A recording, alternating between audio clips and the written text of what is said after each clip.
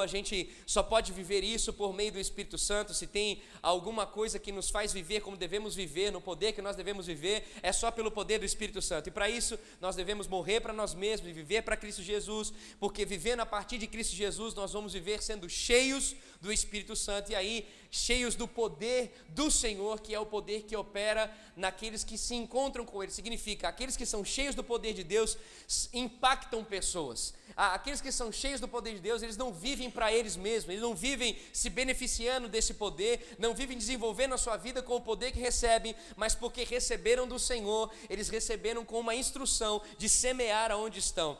Mas eu nessa noite, nesse sentido, eu também quero falar de algo que há muito vem me agoniando o coração, que são pessoas que andam como se Deus não existisse.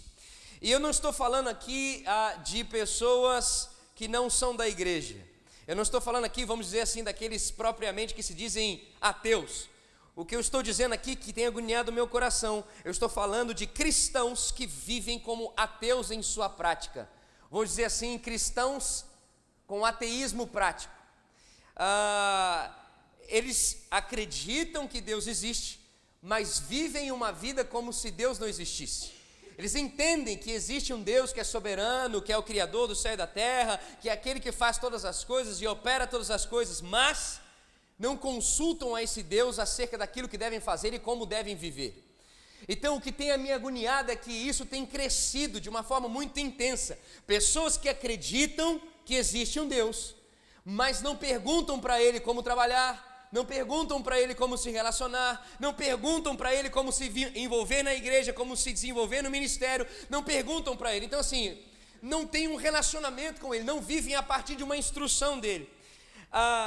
Ainda são pessoas que são dadas ao que eu posso dizer a idolatria, no sentido de se reverenciarem ou se curvarem a outra pessoa que não é o Deus poderoso. E eles estão se curvando a quem? Estão se curvando à sua própria vontade. Quem está no trono da sua vida é exatamente você mesmo. E o fruto de uma pessoa que está no trono da sua própria vida é uma pessoa que então não vive uma santificação, e por não viver uma santificação, não tem uma vida que edifica nem a si mesmo, nem aqueles que estão ao seu redor, e muito menos aqueles que podem se encontrar com Ele. Bom, para a gente poder mergulhar nisso, eu quero convidar você a abrir a sua Bíblia junto comigo em Ezequiel capítulo 36. Ezequiel capítulo 36, do versículo 16 ao versículo 27. Vocês sabem muito bem que eu falo muito rápido, claro. Só um pouquinho, né, irmãos? Mas é que eu preciso caber tudo que precisa falar num tempo apropriado. Mas eu quero já pedir para os irmãos, se de repente eu hoje passar um pouquinho daquilo que normalmente ou comumente eu tenho como um tempo para falar, eu quero pedir a sua paciência, porque eu não posso sair deste lugar sem falar tudo aquilo que o Senhor mostrou através dessa palavra. Em nome de Jesus. Nós vamos ler Ezequiel capítulo 36, o versículo 16 até o versículo 27. E eu creio que enquanto nós continuarmos a ler a palavra do Senhor, nós estaremos sendo transformados em nome de Jesus. Ezequiel capítulo 36, do versículo 16 ao versículo 27. Diz assim a palavra do Senhor: de novo, a palavra do Senhor veio a mim dizendo: filho do homem, quando Israel morava em sua própria terra, eles a contaminaram com a sua conduta e com as suas ações. A sua conduta era à minha vista como a impureza menstrual de uma mulher. Versículo 18: por essa razão derramei sobre eles a minha ira, porque eles derramaram sangue na terra e porque se contaminaram com os seus ídolos. Eu os dispersei entre as nações e eles foram espalhados entre os povos. Eu os julguei de acordo com a conduta e as ações deles, e por onde andaram entre as nações, eles profanaram o meu santo nome, pois se diziam a respeito deles: esse é o povo do Senhor. Mas assim mesmo eles tiveram que sair da terra que o Senhor lhes deu. Versículo 21: tive preocupação com o meu santo nome, o qual a nação de Israel profanou entre as nações para onde tinham ido. Por isso diga à nação de Israel: assim diz o soberano Senhor, não é por causa de vocês, ó nação de Israel, que vou fazer essas coisas, mas por causa do meu santo nome, o qual vocês profanaram entre as nações para onde foram. Mostrarei a santidade do meu santo nome, o qual foi profanado entre as nações, o nome que vocês profanaram no meio delas. Então as nações saberão que eu sou o Senhor, palavra do soberano Senhor, quando eu me mostrar santo por meio de vocês diante dos olhos delas. Versículo 24: pois eu os tirei das nações, os ajuntarei, eu os tirarei das nações, os ajuntarei no meio de todas as terras e trarei de volta para a sua própria terra. Aspergirei água pura sobre vocês e vocês ficarão puros. Eu os purificarei de todas as impurezas e de todos os seus ídolos. Darei a vocês um novo coração e porei um espírito novo em vocês. Tirarei de vocês o coração de pedra e lhes darei um coração de carne. Por fim, versículo 27, porei o meu espírito em vocês e os levarei a agirem segundo os meus decretos e a obedecerem fielmente as minhas leis. Senhor, muito obrigado, porque a tua palavra, ela é real e ela nos liberta de nós mesmos, Senhor. Ó Pai, muito obrigado, porque todas as vezes que nós lemos a tua palavra, nós somos abraçados pela tua presença. Nós somos santificados pela tua presença, Senhor. E assim nós queremos que o Senhor continue a fazer como desde o início deste culto o Senhor tem feito. Santifica a nossa mente, santifica o nosso coração. Faz do Senhor viver como o tema desse tempo da Semana Jovem, Senhor, como empoderados, no sentido de viver segundo o teu Espírito Santo. Pai, em nome de Jesus, continua a libertar-nos, Pai, enquanto a tua palavra é ministrada aqui. Cura corações, cura mentes, cura no físico. Cura, Senhor. Nós aqui somos testemunhas vivas de que o Senhor cura, que o Senhor transforma, que o Senhor estabelece mesmo as bênçãos espirituais, que o Senhor derrama dons do teu Espírito. Senhor, nós clamamos, flui dos dons do teu Espírito, enquanto a tua palavra continua a ser ministrada neste lugar. Enche-nos, Pai, com o teu Espírito aqui, Pai. Alinha, Senhor, o nosso coração e a nossa mente por meio do teu Espírito aqui, Senhor, e flui e sopra sobre nós aqui neste lugar, Senhor. Ajusta o caminho, em nome de Jesus, para a honra e glória do teu nome, nós clamamos, amém, Senhor, e amém. Bom, queridos, um pouco desse contexto para você entender. O profeta Ezequiel, ele escreveu isso aqui, essa declaração, quando Israel estava sendo deportado para a Babilônia. Então Ezequiel, ele recebeu essas revelações de Deus na Babilônia, e ele então recebeu o porquê, quais foram as razões porque Deus levou o povo de Israel para fora da terra que Deus tinha prometido para Israel. Ezequiel viu que a glória de Deus abandonou o templo. Ezequiel viu exatamente aquilo que Jeremias já havia dito. Ele viu que o povo de Israel estava sendo julgado por Deus por causa da sua idolatria, por causa da sua rebelião contra Deus. Eles acreditavam, eles sabiam que existia um Deus, mas eles não estavam caminhando segundo a vontade desse Deus. Como que isso aconteceu? Como que isso se tornou uma realidade para esse povo de Israel, esse povo de Deus? Israel se contaminou com os ídolos dos babilônicos. Então Israel começou a viver conforme os babilônicos viviam. O que significa? Israel, o povo de Deus, começou a trabalhar como o povo babilônico trabalhava. Israel começou a estudar como o povo babilônico estudava. Israel começou a olhar e ter perspectivas da sociedade, do mundo, como o povo babilônico mostrava para eles que vivia. Então o que significa? O povo de Israel deixou para trás a questão de voltar para Jerusalém, a questão de voltar e adorar a Deus e construir um templo para que somente o nome de Deus fosse adorado. Israel deixou isso.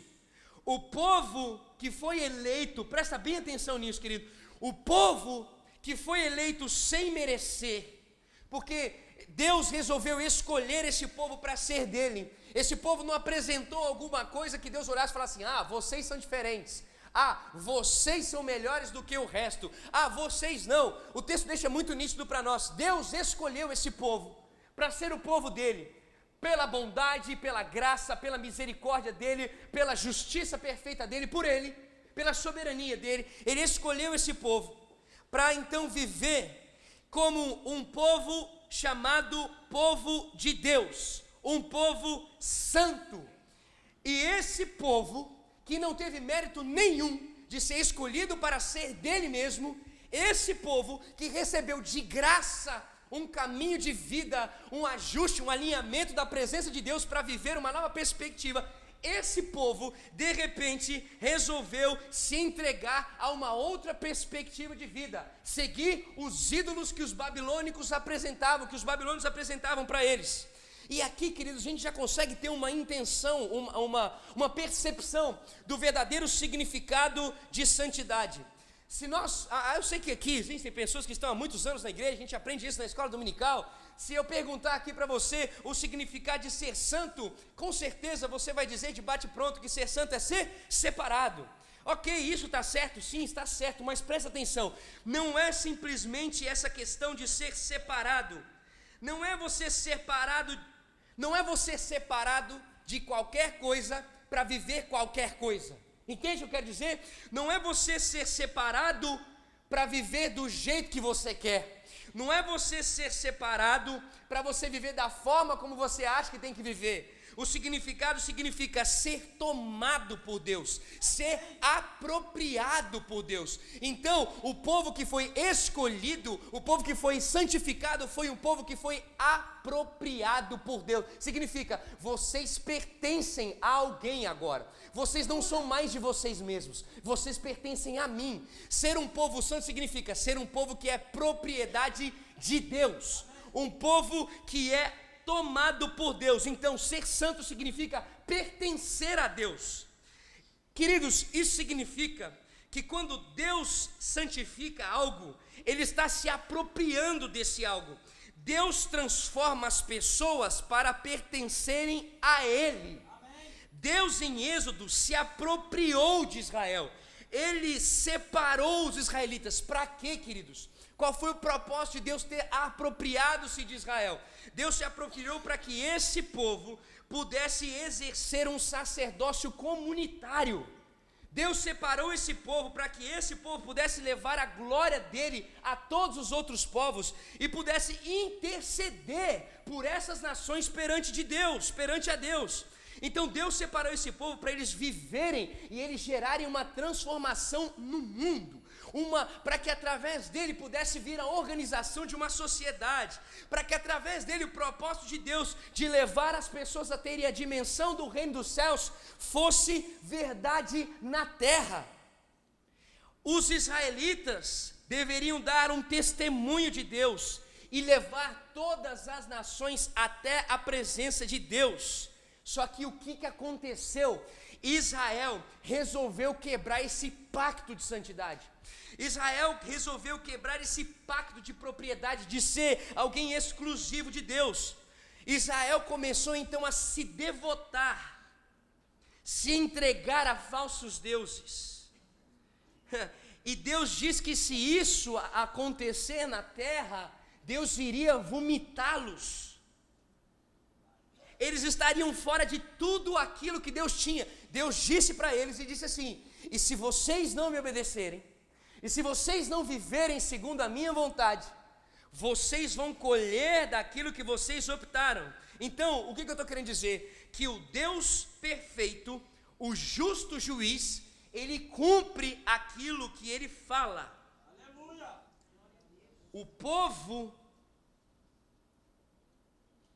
que resolveu quebrar o pacto que tinha com Deus, de ser propriedade de Deus, o povo, quando quebrou essa aliança que fez com Deus, qual foi o resultado? O povo começou a viver juízo de morte, ruínas. E aí, o que essa idolatria gerou nesse povo? O que essa opção desse povo começar a viver, sabendo que existe um Deus, mas começar a viver segundo aquilo que eles entendiam que era a forma de viver e o caminho para se viver. O que aconteceu com esse povo que, sabendo que existe um Deus, que é o Deus Todo-Poderoso, que se entregou e abraçou eles e amou eles e fez um pacto com eles, a opção desse povo, ao olhar para isso que Deus fez, foi simplesmente deixar isso de lado, entendeu? Ele existe porque não tem como negá-lo, porque a gente é fruto daqueles que, então, no deserto receberam o maná, foram transformados, aí veio um outro povo, veio o poder através dos profetas e tal. Então, esse povo que tinha compreensão da existência de Deus, esse povo começou a desejar andar segundo a sua própria perspectiva de vida. Acreditavam que existia um Deus, mas negavam viver diante da vontade desse Deus. Qual foi o fruto desse tipo de caminho? Primeira coisa, fez eles se curvarem a coisas temporárias como se fossem eternas. O fruto de alguém que nega o pacto com a presença de Deus é o quê? É você viver em função de ganhar dinheiro, viver em função de conquistar bens aqui, viver em função de ter relacionamento, viver em função de ter cargos, de conseguir avançar estudos, para que isso te garanta uma paz. A quebra do pacto com Deus fez com que esse povo vivesse em função de ter, para que eles conseguissem ter paz. Então, esse povo começou a se tornar dependente de possuir coisas, para que eles pudessem ter uma paz. E aí o que significa? Se a única coisa que nos é suficiente são as coisas eternas e as coisas que vêm da presença de Deus, se então a gente deixa isso e troca isso por coisas passageiras, vamos nos tornar o quê? Pessoas que jamais serão saciadas. Por isso que um trabalho, outro trabalho, e nunca está satisfeito. Um relacionamento, outro relacionamento, e nunca está satisfeito. Por quê? Porque nada nesta terra vai satisfazer um coração que clama por eternidade. Um coração que grita por uma satisfação que vem daquilo que é eterno. Então, o que a idolatria, o que a quebra com esse pacto com Deus fez? Fez eles viverem em busca de saciar a sua própria vontade. E aí, o que gera então na terra? Gera guerra, gera egoísmo, geram pessoas destoando o valor de tudo aquilo que está ao redor. Qual que é a segunda coisa? Segunda coisa é dar crédito ao que foi criado como se fosse criador. O que aconteceu com esse povo? Esse povo começou a se curvar diante de animais, começou a endeusar animais, começou a se curvar diante de natureza, começou a se curvar diante de ideologias, começou a se curvar diante de instruções que vêm de homens, como se isso fosse resultado para a vida deles. O que essa quebra do pacto com Deus causou nesse povo? Fez esse povo se devotar às coisas como se essas coisas daqui não tivessem fim. Em que sentido? O que vale é conquistar, o que vale é ter o que eu posso ter aqui e me suprir aqui, porque isso que existe aqui para mim é suficiente. Esse negócio de tesouros no céu, para mim o que é suficiente é eu conseguir conquistar o máximo que eu puder conquistar aqui. E por último, que eu posso conversar com você aqui, claro, para a gente continuar analisando o que essa palavra diz. Fez essa quebra do pacto com Deus, de exclusividade, de domínio de Deus, fez com que esse povo atribuísse devoção a coisas, como se essas coisas fossem deuses, no lugar, como se eles atribuíram devoção a coisas, como se essas coisas fossem o lugar seguro para eles construírem a identidade deles. O que significa isso? A razão de existir, a razão de viver, começou a se tornar embasada onde? Em ideais humanistas. Então o que significa? Eles se conformaram com a resposta que eles mesmos estavam dando para eles mesmos de como viver na terra. A criatura respondendo às crises da criatura. As ideologias em relação à natureza, à imagem, animais, o culto, são o trilho e a ética moral desse povo, se tornou a essência da vida deles. E o que quando eles começaram a viver, se essas foram as coisas que a princípio eu posso dizer para você aqui, que a gente nota como fruto de alguém que quebra o pacto com Deus, se essas coisas então existiram, qual que é o resultado dessas coisas permanecerem e perseverarem no coração deles? Qual que é o resultado da idolatria no coração desse povo?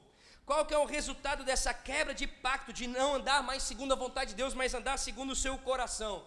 Responda você: desorganização dos amores. Em que sentido? você ama demais o que não tem que ser amado demais, e você ama de menos o que tem que ser amado demais.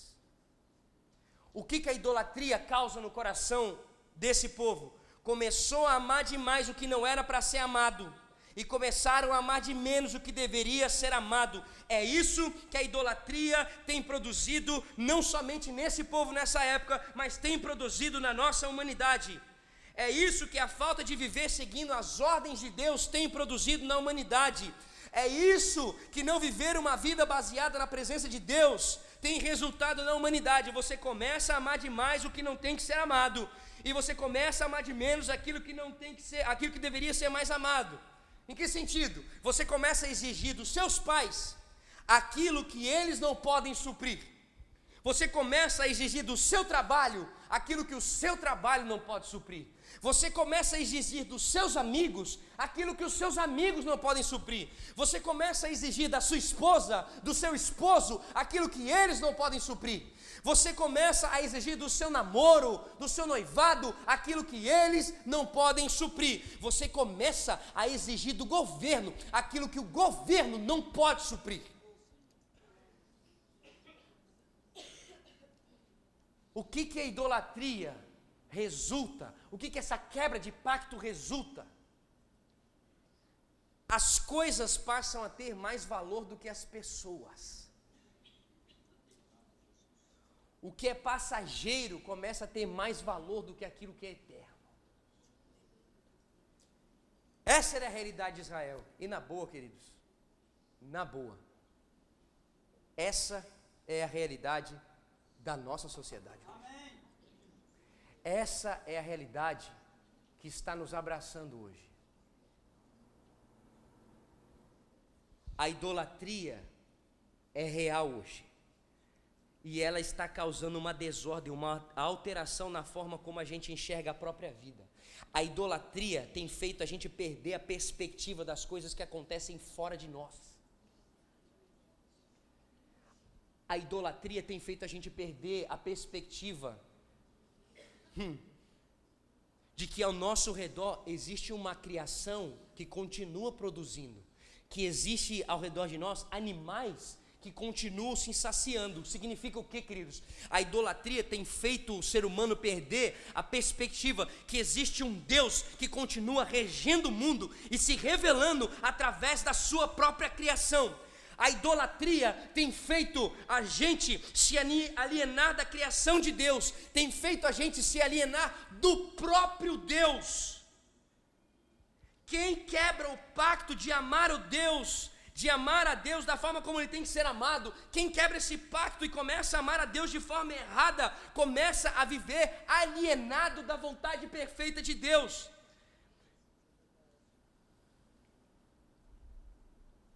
Queridos, presta atenção, quando Deus diz que levaria o seu povo, o povo que Ele separou, santificou, o povo que Ele se apropriou, o povo que pertence a Ele, quando esse povo, apropriado por Ele, quando Ele diz que vai levar esse povo para uma terra que mana leite e mel, Deus não estava dizendo que ia levar esse povo para um lugar perfeito. Deus estava dizendo que levaria esse povo para um lugar que seria sustentado por Ele mesmo. Essa é a declaração. O significado de ser levado a um lugar que mana leite e mel não é o lugar, é Ele. Não é um lugar que supre, é Ele que supre. Não existe um lugar que supre alguém, é Ele que supre a vida das pessoas. O que eu estou querendo dizer com isso, queridos, de boa, é que é o seguinte: não é uma mudança de emprego, uma mudança de relacionamento, uma mudança de cidade, uma mudança de país, uma mudança de igreja que vai resolver o seu problema, que vai responder sobre a melhor forma dos relacionamentos. Não é onde você está, mas é quem está com você aonde você está. É a quem você está obedecendo aonde você está. É a quem você está seguindo as ordens, é de onde estão vindo as ordens que você está seguindo e trilhando. O problema dos israelitas era com quem eles estavam aliançados. Eles estavam aliançados com outros deuses, eles estavam aliançados com a sua própria vontade. O problema é a gente optar seguir uma vida na ilusão de que a gente sabe o que é melhor para nós. Isso é mentira. Jamais, escuta aqui, a prova está aqui. Jamais a gente sabe lidar com o que for, com questões emocionais, psicológicas, materiais, intelectuais, espirituais. Jamais a gente vai conseguir lidar com essas coisas sem que Deus seja verdadeiramente aquele que controla a nossa vida. Sem Deus não existe como a gente continuar vivendo neste lugar. Não existe uma forma de viver sem que Deus seja a nossa única opção. Irmãos, preste atenção. Quem serve a nós, quem serve a mesa para que a gente coma bem, para que a gente seja suprido em tudo, é Deus. Quem nos dá o dom para trabalhar, estudar, se relacionar, é Deus. O que mais você consegue fazer e se desenvolver, isso vem da onde, queridos? Isso vem de Deus, isso não vem de você, meu irmão. Isso não brota em você, você não tem poder para deixar você mais inteligente. Você pode estudar pra caramba, você pode fazer o que for, irmãos, mas presta atenção, se não for essa porta que Deus tem para você, você não vai entrar. Eu não estou dizendo que você não tem que estudar, eu estou dizendo que você tem que orar mais e estudar menos, pelo contrário, porque aqueles que estão no Senhor entendem que o trilho que eles caminham é o trilho justo. Então é o seguinte, se você estudar mais, certamente Deus vai edificar o seu coração, porque você está se avançando, você está rompendo o seu próprio limite, está se curvando, se dobrando, a entender que o seu estudo não é mais do jeito que você quer, mas é do jeito que Deus quer. E se você vai estudar mais, você vai estudar para a glória de Deus. Você não vai estudar para que homens digam X, Y, Z, você vai estudar para que o nome de Deus seja glorificado. Então, se você está consciente de quem abre a porta é Deus, então você vai continuar estudando com certeza. Por quê? Porque quem controla a sua vida e a sua expectativa de um desenvolvimento de estudo ou trabalho que for, é a presença do Deus Todo-Poderoso.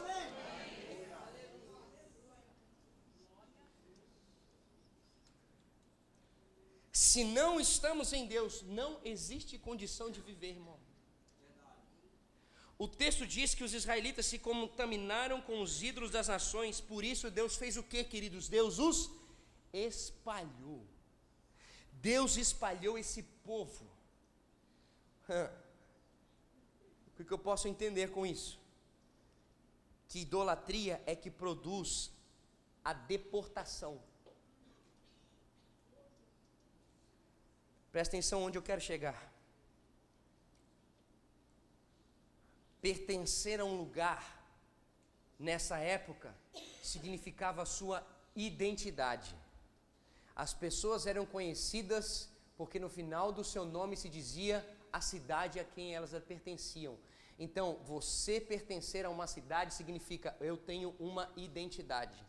Presta atenção, o que a idolatria produz? Quando você então quebra esse pacto de viver por meio de Deus e através da presença de Deus, faz com que você fique sem a sua identidade, faça que você fique sem a sua raiz, faça que você fique perdido. Por isso pessoas estão em dúvida, estão perdidas em relação às questões sexuais, porque quebraram, saíram daquele que é o único que dá a sua identidade.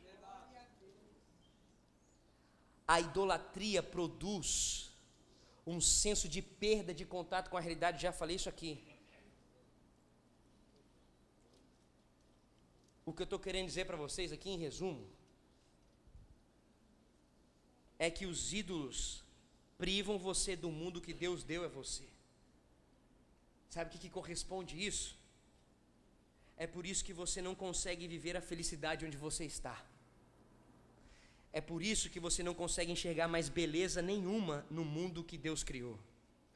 Porque você está curvado a outra coisa, sem ser o Deus que criou todas as coisas. Qual que é o fruto de alguém que perde a perspectiva de Deus? Reclamação é constante, agonia é constante, angústia é constante. É óbvio, queridos, que é constante. Por quê? Porque sem Deus nada faz sentido. Porque sem aquele que criou, nada faz sentido. Tudo é angustiante, com certeza. porque você não consegue mais enxergar o propósito em nada, porque se você está distante daquele que criou e colocou um propósito em tudo aquilo que criou, se você não está ligado, antenado, não segue a orientação daquele que criou, te colocou onde você está, conduziu todas as coisas, você com certeza vai entender que tudo que você vive é vazio, não tem explicação para nada. Só que o que me deixa ainda mais agoniado ao ler esse texto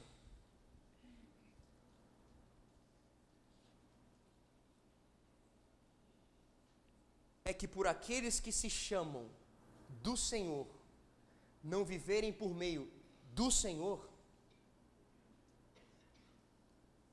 você acaba afetando o nome do Senhor. Leia comigo o que o versículo 20 diz: e por andarem entre as nações, eles profanaram o meu santo nome, pois se dizia a respeito deles, esse é o povo do Senhor, mas assim mesmo eles tiveram que sair da terra que o Senhor lhe deu.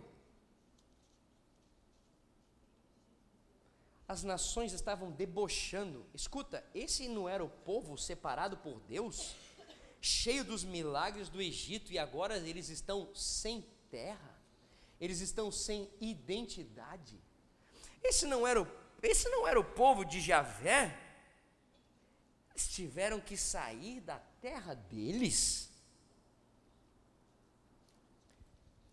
E qual que é a resposta para isso? Leia comigo o versículo 21, 22, 23. Tive, diz o Senhor, preocupação com o meu santo nome, o qual a nação de Israel profanou entre as nações para onde tinham ido. Por isso, diga à nação de Israel, assim diz o soberano Senhor, não é por causa de vocês, ó nação de Israel, que eu vou fazer essas coisas, mas por causa do meu santo nome, o qual vocês profanaram entre as nações para onde foram. Mostrarei a santidade do meu santo nome, o qual foi profanado entre as nações, o nome que vocês profanaram no meio delas. Então as nações saberão que eu sou o Senhor, palavra do soberano Senhor, quando eu me mostrar santo por meio de vocês, diante dos olhos delas.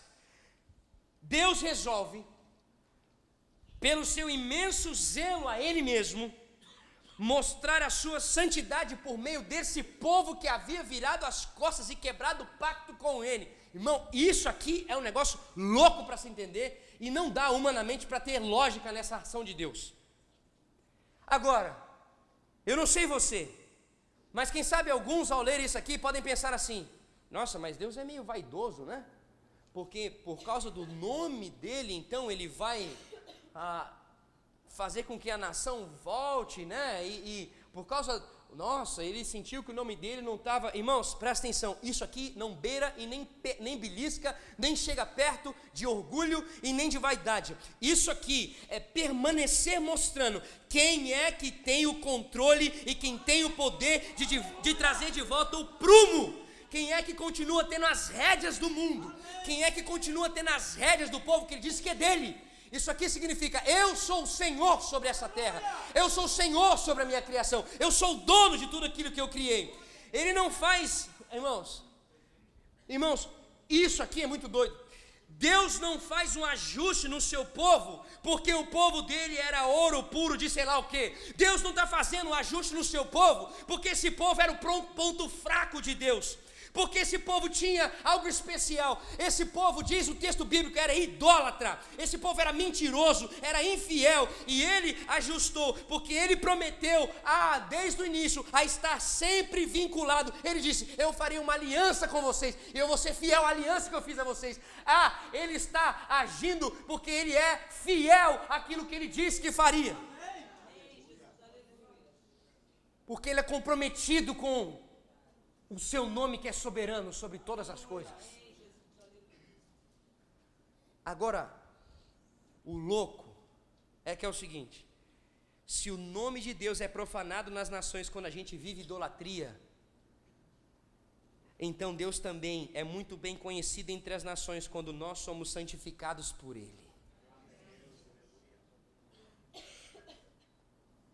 Sabe quando você profana o nome de Deus? A gente já ouviu isso bastante aqui. Mas é quando você destoa dos termos da aliança com Deus. É quando você vive uma vida que não corresponde a Deus. É aqui que você profana o nome de Deus. Quando você vive uma coisa que não está em ordem com a vontade dEle. Agora, sabe quando você dá glória a Ele, sabe quando você exalta o nome dEle, quando você vive os princípios da aliança, a ponto das pessoas olharem para cada um de nós e percebemos que a gente não está vivendo uma ação meramente pontual. A gente já está mostrando, está revelando às pessoas que existe uma base, existe uma identidade que nos guia, existe uma estrutura que nos abraça, que se chama Cristo Jesus, o nome poderoso de Cristo Jesus.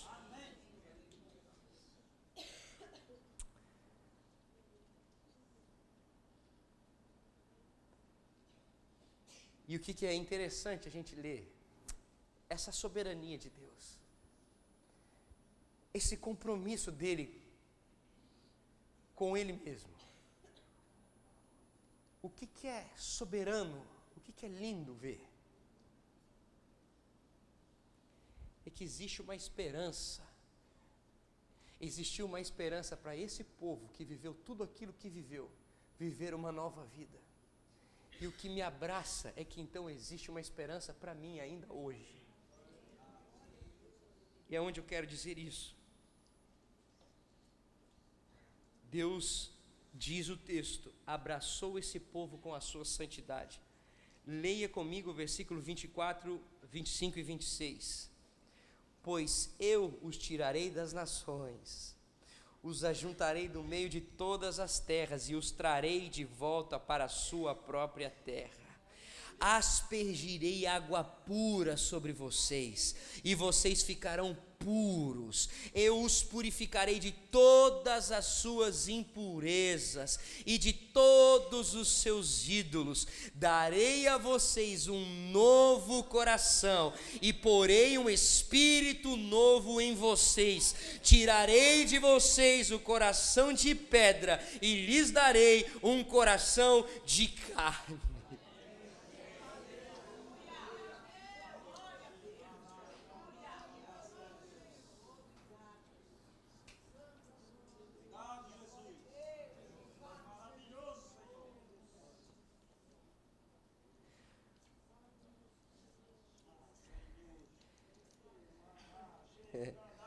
Mais uma vez, mais uma vez, ele insiste.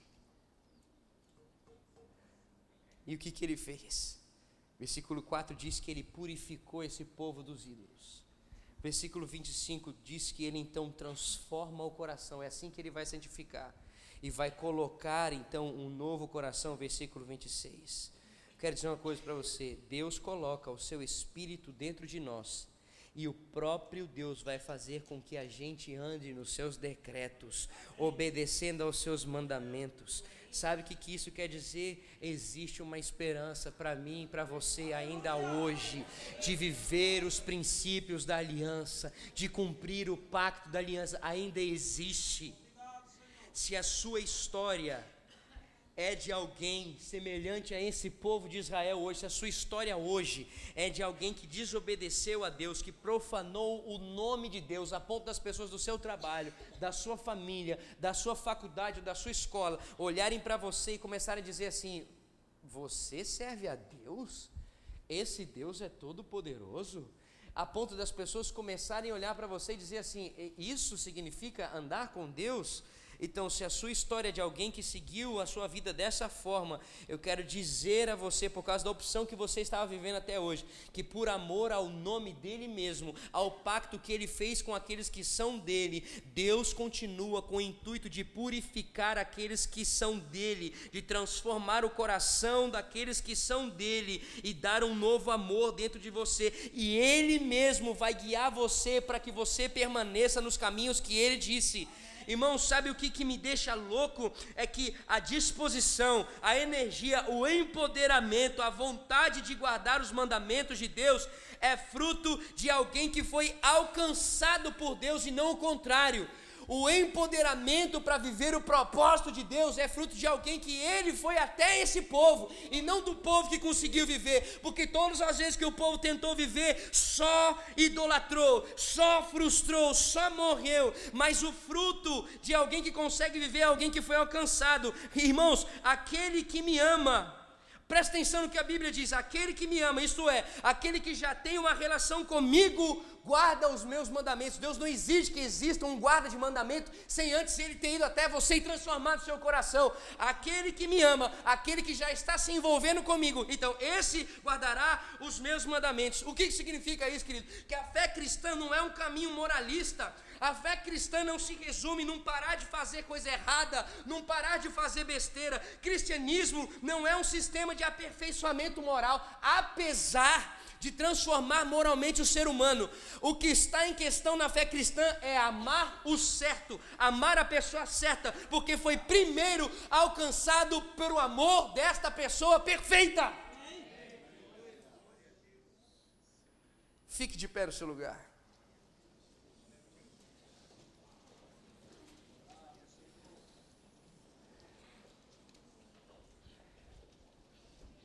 E como que eu ando nesse amor?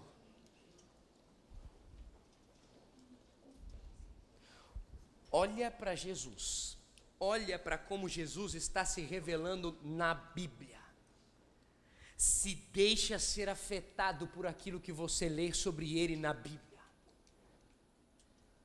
Seja cheio do Espírito Santo. Irmão, ser cheio do Espírito Santo não tem um botãozinho, agora eu vou ser cheio do Espírito Santo, pim. Você precisa se colocar no contexto. Você precisa estar à disposição, você precisa estar diante de quem Deus é. Você precisa estar diante de como Ele está se revelando a você enquanto você está debruçado diante da palavra. Quando uma pessoa é conduzida pelo Espírito Santo, quando uma pessoa é cheia do Espírito Santo, isto é, uma pessoa que não vive a sua vida quebrando o pacto com Deus, não vive segundo a sua própria vontade, aquilo que se vê nas ações e reações dessa pessoa, você sabe muito bem isso. Está escrito na Bíblia, em Gálatas 5:22, alguém que é cheio do Espírito Santo é alguém que em tudo que faz existe amor, alegria, paz, paciência, amabilidade, bondade, fidelidade, mansidão e domínio próprio. O que significa, irmão? Significa que o testemunho das pessoas que foram alcançadas, que foram apropriadas por Deus, que vivem a partir da nova vida em Cristo, elas não vivem mais nelas mesmas. Gente que foi tomada por Deus vive um fruto que testemunha a soberania de Deus. Significa, as pessoas vão olhar para ela e vão enxergar que existe um Deus vivo. Amém.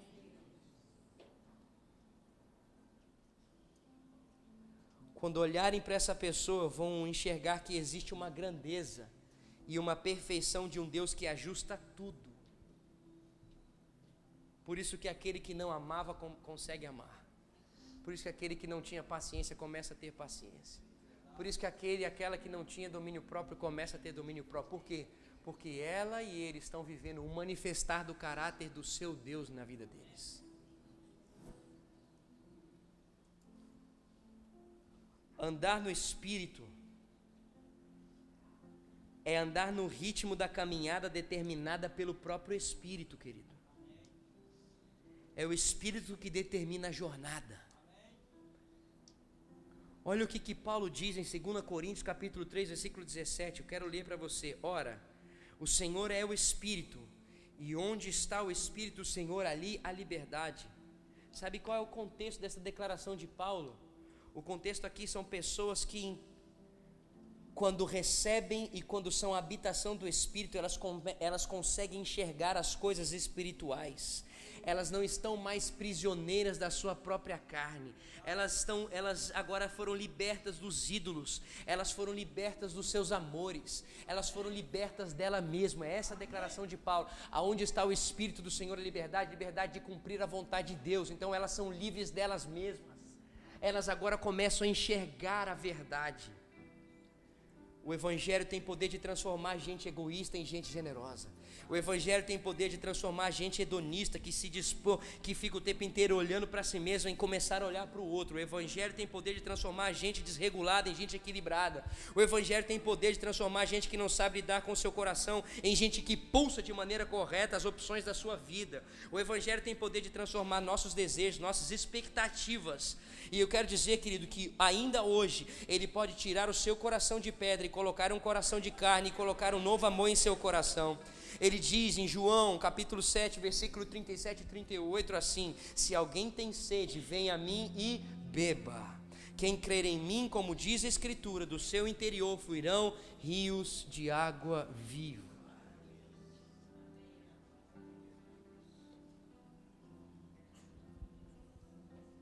Quem tem dirigido a sua vida? Quem está pautando suas ações, reações, suas decisões? Quem está dizendo para você que você deve fazer como você está fazendo? Será que você tem glorificado ou tem profanado o nome de Deus na faculdade? Será que você tem glorificado ou profanado o nome de Deus no seu trabalho? Será que você tem glorificado ou profanado o nome de Deus dentro da sua própria casa, com as suas amizades? Nessa noite chegou um tempo de quebrar os ídolos.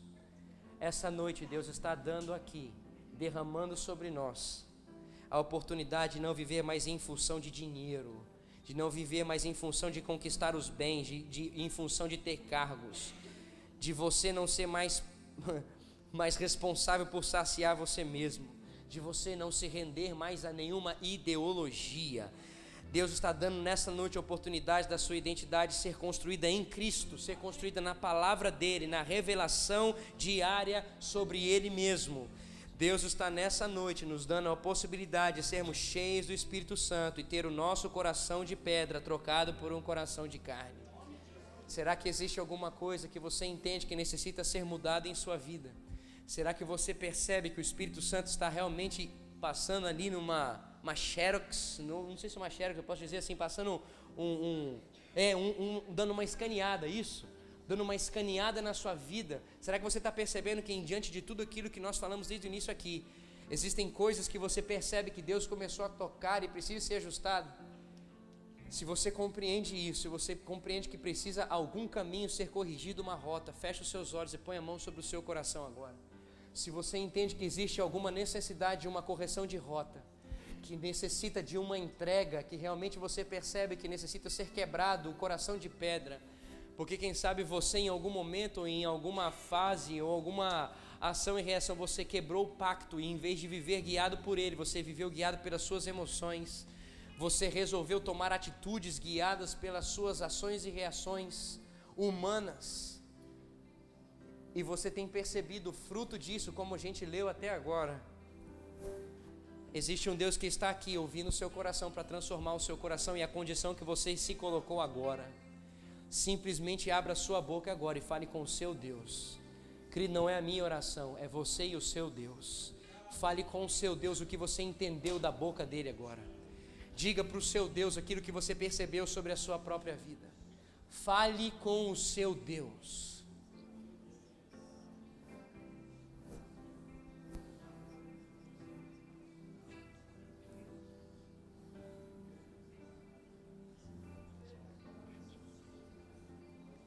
Vem, Senhor.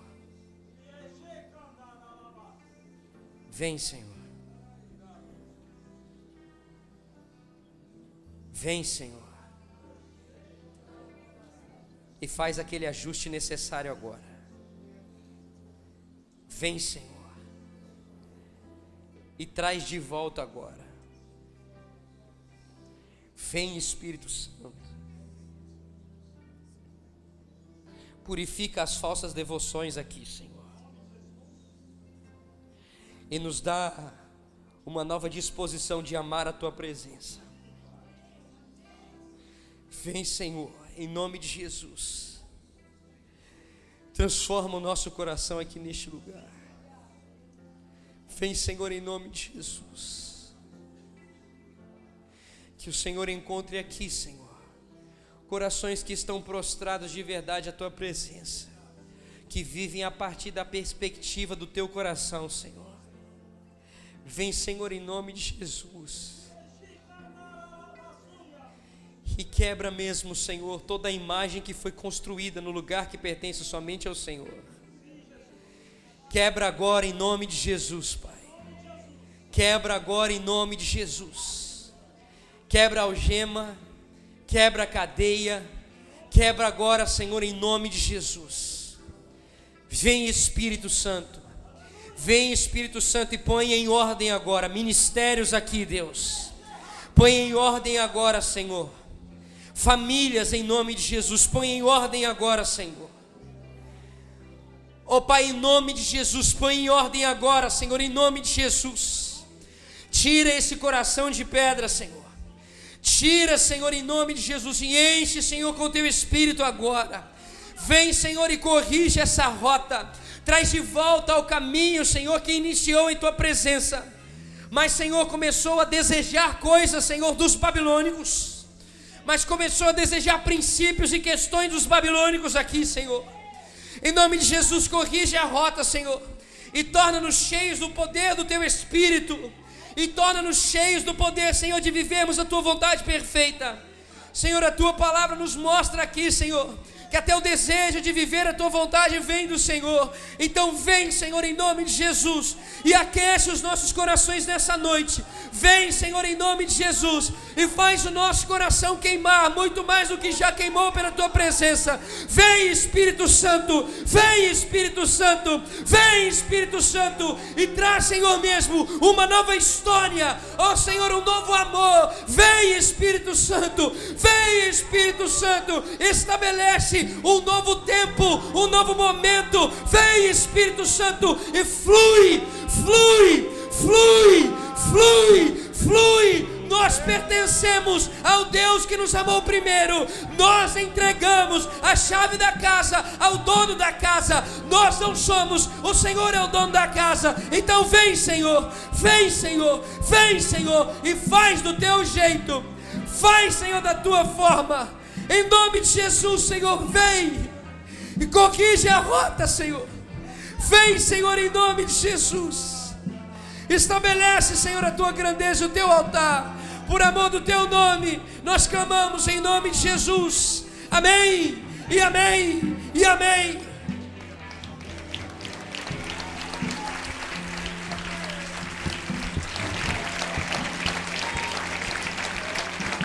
Louvado seja o teu nome, Senhor. Levante suas mãos. Sinal de rendição ao Senhor agora. Nós recebemos uma palavra. Nós recebemos uma instrução poderosa. Peça agora para que Ele corrija a tua vida. Corrige no Senhor. Corrige no Senhor. Tu tens liberdade. Tu tens liberdade no nosso meio. Faça essa declaração agora. Liberdade aqui, Espírito Santo, Espírito Santo. Peça para que Ele tenha liberdade na sua vida. Espírito de Deus, tens liberdade aqui. Espírito Santo, tens liberdade aqui. Espírito de Deus, Ele tem liberdade na sua vida? Fala, Senhor, tu tens liberdade. Espírito Santo, corrige as nossas rotas, Senhor, em nome de Jesus. Pai, completa a tua obra nas nossas vidas. Completa, Pai, a tua palavra. Que a gente possa viver uma nova dimensão contigo. Uma nova dimensão da caminhada contigo. Espírito Santo, altera o que precisa ser alterado. Em nome de Jesus, eu sou teu lar. Mude as coisas de lugar. O seu perdão acompanha. Ele sara minha alma. Ele sara minha alma. Você precisa de perdão? O perdão dele é completo. Ele não quebra a aliança contigo. A aliança dele Ele é fiel. Fala com Ele. Peça perdão agora dos seus erros, dos seus pecados, das suas atitudes. Peça perdão a Ele por você ter colocado coisas no lugar do Senhor. Você tem levantado altares de idolatria, e Ele falou nessa noite com você. Muitas vezes o seu trabalho tem tomado o lugar do Senhor. Fala com Ele agora. Quais são os altares que você levantou aí na sua vida e que Deus está falando contigo agora, que Ele está falando com você, e esse local é dele, o teu coração é dele, a aliança dele não foi quebrada. Mas peça para que Ele ponha em ordem a tua vida agora, em nome de Jesus. Senhor, nós queremos mais de Ti, nós queremos mais. Nós queremos viver uma vida completa, e nós queremos viver uma vida centrada em Ti.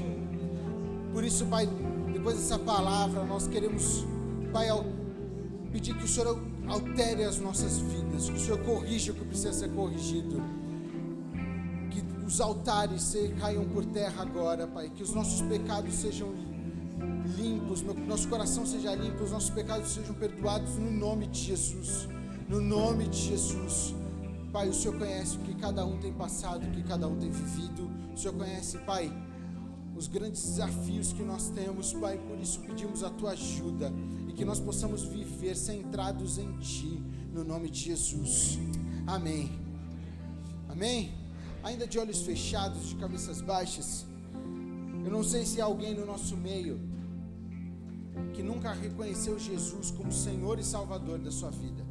Você entrou aqui nesta noite, você ouviu falar, você recebeu uma mensagem poderosa da parte de Deus, falando sobre a entrega do seu coração, a aliança que Ele fez no princípio com você. A palavra de Deus declara que nós fomos, que Ele nos conhece desde o ventre da nossa mãe. Ele te formou à imagem e semelhança dEle. Você vive um vazio no seu coração, você vive momentos de angústia, e nesta noite você ouviu falar de um Deus vivo e verdadeiro. E se alguém no nosso meio que nunca aceitou Jesus como Senhor e Salvador, se alguém que quer reconhecer Ele como Senhor e Salvador da sua vida, ou talvez se você está longe dos caminhos do Senhor, mas nessa noite você recebeu essa mensagem poderosa e Deus falou aí com você, queria que você desse um sinal com a sua mão: eu quero te conhecer. Se alguém no nosso meio que quer reconhecer Jesus como Senhor e Salvador, quer entregar a sua vida para Jesus, levante sua mão bem alto, eu quero te conhecer no nome de Jesus. Alguém no nosso meio? No nome de Jesus. Se tem algo aí querendo te prender, que você tome coragem, levante suas mãos, se renda ao Senhor. Você já deu chance para tantas coisas, você já deu chance para tantas religiões, você já buscou em tantos lugares. Se há alguém, se há mais alguém, levante sua mão bem alto, eu quero te conhecer. Aí atrás, queria pedir para você que está aí atrás, que você viesse aqui na frente, por favor. Os atalaias, ajudem essa vida a vir aqui para a gente orar.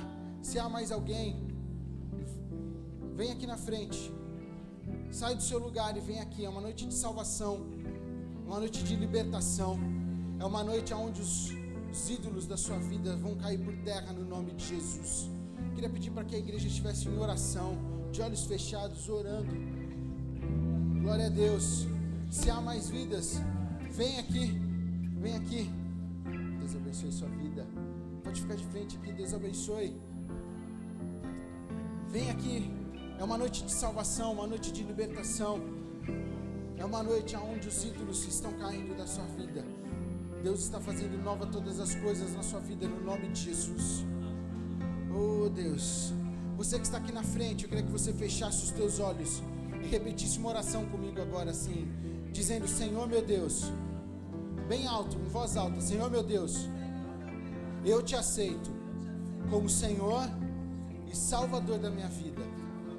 Perdoa os meus pecados, escreve o meu nome no livro da vida, e que a partir de hoje eu viva com paz no meu coração, no nome de Jesus. Pai, nós abençoamos essas vidas no nome de Jesus.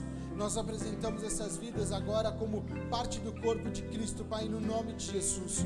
Pai, que elas possam viver momentos de paz a partir de hoje. A paz que excede todo entendimento entra nesses corações agora. E Pai, que tudo que Satanás fez, que ele teve liberdade, está repreendido agora no nome de Jesus. E a partir de hoje, elas vivem uma nova caminhada com a vida delas, de paz, de vida, de esperança, no nome de Jesus. Amém.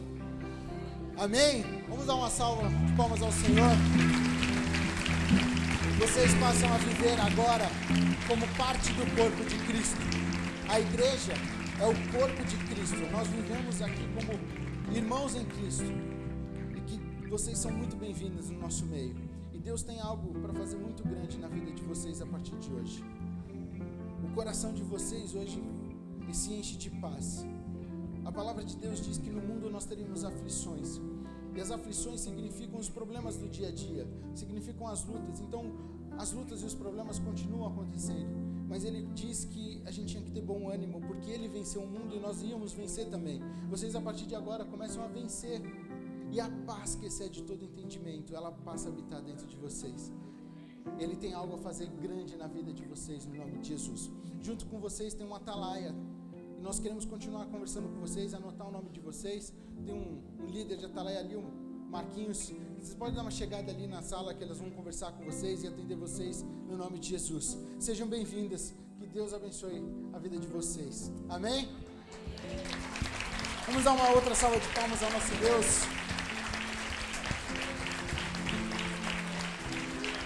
Uma noite de salvação, de libertação, para a honra e glória e louvor do nome do Senhor. Nós vamos orar